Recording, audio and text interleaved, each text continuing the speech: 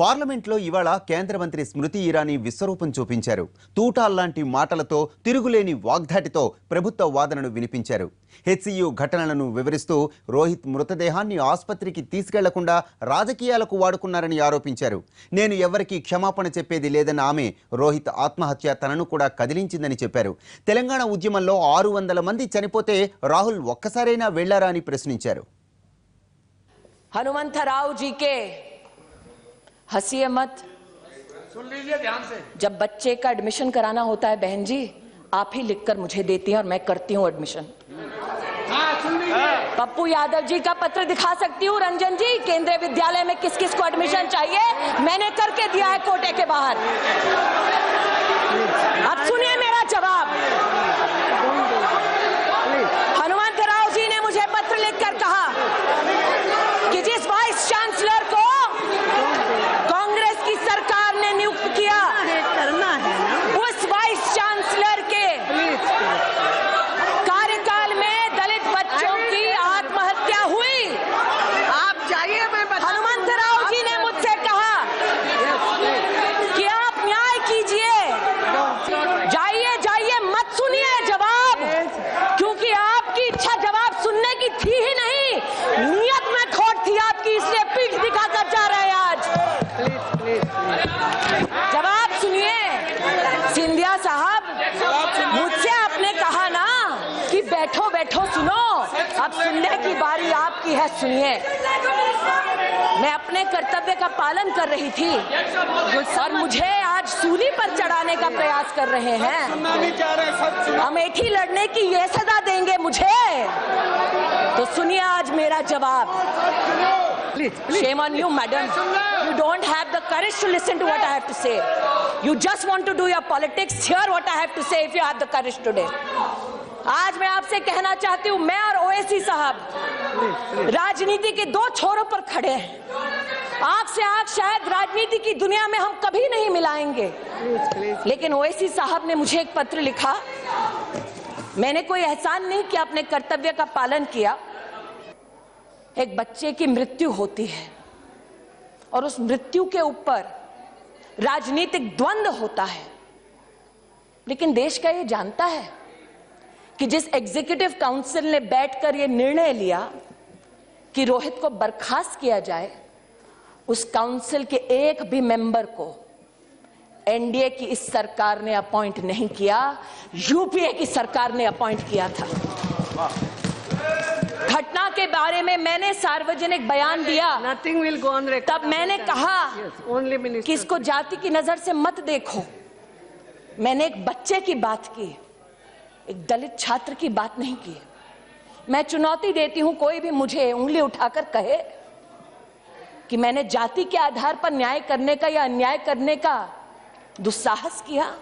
मेरा नाम स्मृति ईरानी है, चुनौती देती हूं, मेरी जात क्या है बताकर देखिए। नहीं बता सकते। और मैं आक्रोशित आज महोदय इसलिए हूं क्योंकि जो जन्म देती है उस पर तुम खून का इल्जाम लगाओ तो वो स्वाभाविक है कि टूट जाए अंदर से। I am taking it personally sir, I am taking it personally, I tell you why. उसका आज प्रमाण देती हूं। केसीआर जी को मैंने फोन किया सुबह, जैसे ही मेरे पास घटना की सूचना आई। उनकी सरकार है, मात्र ये गुहार लगाने के लिए कि लॉ एंड ऑर्डर की सिचुएशन ना हो, मदद कीजिए मेरी, क्योंकि लॉ एंड ऑर्डर स्टेट का विषय है। मुझे क्या कहा गया, साहब बिजी हैं, अभी बात नहीं कर सकते। मैंने सार्वजनिक बयान नहीं दिया, रिकॉर्ड पर है मेरा कॉल। उनकी पुत्री से भी मैंने इसका उल्लेख किया। मैंने कभी सार्वजनिक बयान नहीं दिया मुख्यमंत्री जी के खिलाफ। सोचा व्यस्त होंगे, लेकिन आज तक उनके कॉल का इंतजार कर रही हूं, नहीं आया। Let me also read what happened there, madam.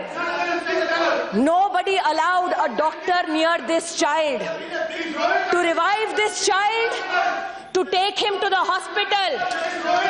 Nobody allowed a doctor near him. The police has, madam, reported not one attempt was made to revive this child. Not one attempt was made to take him to a doctor.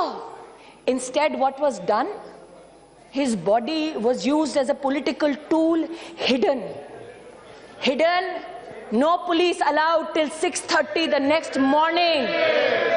Hidden, not me. Telangana police is saying this. When I say I'm pained, madam, कि एक बच्चे के दुर्भाग्यपूर्ण बोलते हैं लोग, एक बच्चे की मृत्यु पर किस प्रकार से राजनीति हुई, यह उसका प्रमाण है। पुलिस वहां की सक्षम है न्याय करने के लिए, लेकिन 6:30 बजे तक कोई डॉक्टर इस बच्चे के पास नहीं गया, क्योंकि जो आवाज लगा रहे थे वो न्याय नहीं चाहते थे, राजनीति चाहते थे। किसने डिक्लेयर किया उस बच्चे को dead? Who was medically equipped to declare this child dead? How many cases go when an individual tries to hang themselves, the vertebra does not break, pulse goes down to 30, 40, and an individual can be revived. Medically, there are people who are more expert. How many people? Who tried to help this child? My accusation today is this, madam. In everybody's political experience, have you ever seen Rahul Gandhi go to one spot twice? No. Never gone. Never gone. 600 students died for the Telangana movement. Did he go once? He did not go once. But in this, he saw a political opportunity. This child, in his statement, says no one is responsible for my death. But yet, you seek to use this child for your own political ends. That is the